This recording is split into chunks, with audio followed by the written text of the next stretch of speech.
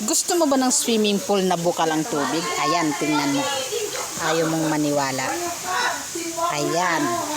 Yan yung bukal. Diyan ang gagaling yung tubig na napupunta dito sa swimming pool.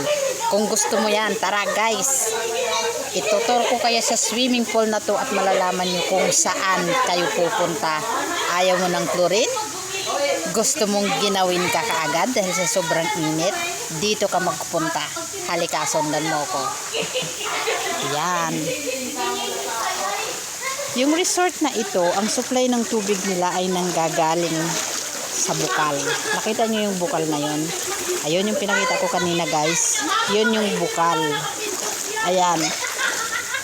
Ayan ang gugulo ng pamilya ko. Ayan po yung pangalan ng kanilang resort. Dito lang po yan sa Abukay, Bataan. Wala pong chlorine ang tubig. Kaya sa mga gustong maghanap ng pool na sobrang lamig ng tubig, ayan po yung pangalan ng resort. Wala pong masyadong pumupunta dito dahil malamig po ang tubig. Kaya kami lang yung nandito. Kaya kami yung may-ari ng pool na to ngayon. Malaki po yung kanilang pool. Meron pa pong mga pool doon sa baba. Ayan po, napapalibutan po siya ng mga puno. Yan. Ayaw mo ng maingay. Gusto mo ng maraming ibon. Gusto mo ng maraming puno. Gusto mo kapag-concentrate lang. Ayan, may sapa sila dyan. Ayan ang gagaling yung tubig nila guys. Tara, turo ko kayo sa inyo para makita niyo. Ayun, ganyan kalaki yung pool. Ayan. Maririnig mo yung mga huni ng ibon guys. Titingnan natin kung saan nanggagaling yung tubig nila. Dahil ito nga ay galing sa bukal. Ito guys. Ayan. Kita nyo guys. Ayan yung bukal. Ayan. Yan, dyan ang gagaling yung supply ng tubig ng mga swimming pool dito. Kaya, natural talaga siya. Wala siyang chlorine. Ayun, nakikita nyo yun. Ayun yung, doon lulusot yung tubig papunta doon sa pool. Ayun yung pool. Ito yung kanilang, kumbaga, ito yung tambakan ng tubig nila. Nakabakod siya para hindi pasukin ng iba. Ayan guys. Ang linaw ng tubig. Pwede siyang inumin guys. Pwedeng inumin ang tubig niya. Uminom ako kanina sa gripo. Ayan, nakikita niyo gaano kalinaw. Ayan. Ayan yung bukal dyan. Dyan ang gagaling yung tubig.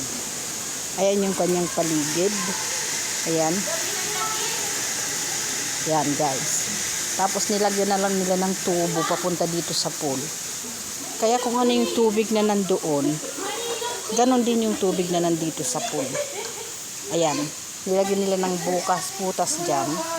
Ayan, galing yan doon sa tambakan nila ng tubig na bukal. Ginawan din nila. May bukal din siyang ganyan. Ayan. Kaya kung naghahanap ka ng swimming pool na malamig. Ayan. Dito lang yan guys sa Abukay. Abukay, Bataan.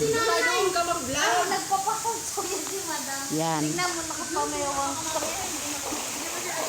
Merong mga grills yung gilid ng pool para safe. Lalo na yung mga bata, di ba?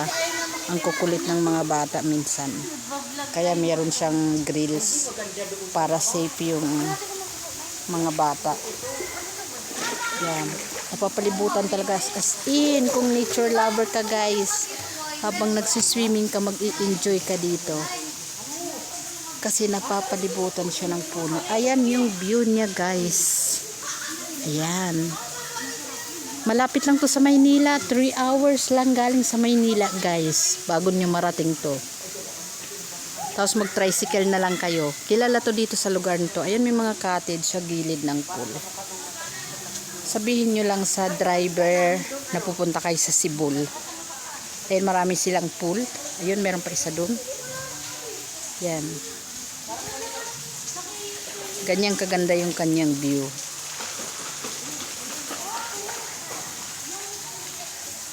Yan, medyo mahaba nga lang yung lakaran nyo. Kasi malayo siya ng konti doon sa entrance niya. Pero okay lang kasi hindi naman siya masyadong matarik. Tsaka malapad yung daan. Ayan, ganyan yung kanyang paligid. Malaki yung pool. Ayan. Kaya kung naghahanap ka ng pool, lalo tuwing summer, na gusto mong walang chlorine ang tubig at sobrang lamig, dito na kayo pumunta guys sa Sibol. Para sa susunod ko na vlog, kita-kita tayo ulit guys.